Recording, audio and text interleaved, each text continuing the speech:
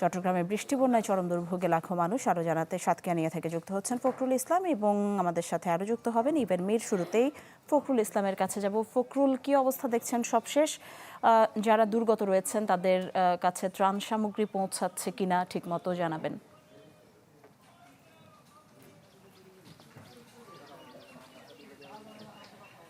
নিশি, আমরা এই মুহূর্তে আছি সাতকানিয়ার নলুয়া ইউনিয়নের হাঙ্গারমুখ এলাকায়।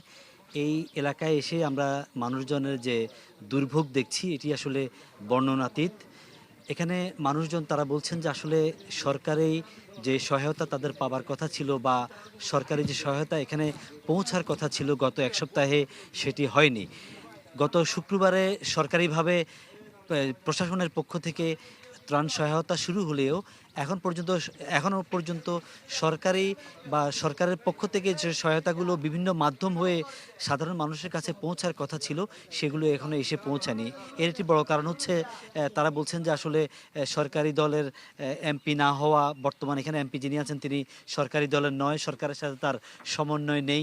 কিংবা আরেকটা বিষয় হচ্ছে যে মাঠ পর্যায়ে যে যারা জনপ্রতিনিধি, বিশেষ করে ইউনিয়ন পরিষদ চেয়ারম্যান যারা থাকেন তারা এই মুহূর্তে নেই। না থাকার কারণে ইউনিয়ন পরিষদ চেয়ারম্যানদের কাছে আসলে মাঠের একেবারে হাটে মাঠে ঘাটের সব খবর থাকে, কার বাড়ির কী অবস্থা, কে কোন দুর্ভোগে আছে তারা জানেন এবং তারা সমন্বয় করে ঘরে ঘরে ত্রাণ সামগ্রী পৌঁছাতে পারেন। তো চেয়ারম্যানরা না থাকার কারণেও একটা কিন্তু বড় ধরনের সংকট হচ্ছে ত্রাণ সামগ্রী পৌঁছার ক্ষেত্রে।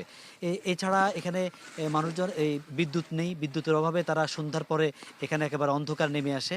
দিনের বেলায়ও এক ধরনের অস্বস্তি।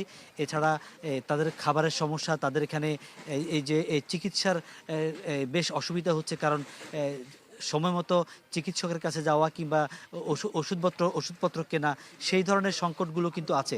আপনি দেখছেন যে এখানে মানুষজন আসলে নৌকা করে পারাপার হচ্ছে এবং এই রাস্তাঘাট ভেঙে গেছে, রাস্তা ডুবে গেছে, যে কারণে আসলে এক জায়গা থেকে আরেক জায়গায় যাওয়া কিংবা নিরাপদ আশ্রয়ে গিয়ে পৌঁছা, সেই জায়গাটাও কিন্তু আসলে খুবই সংকীর্ণ হয়ে এসেছে।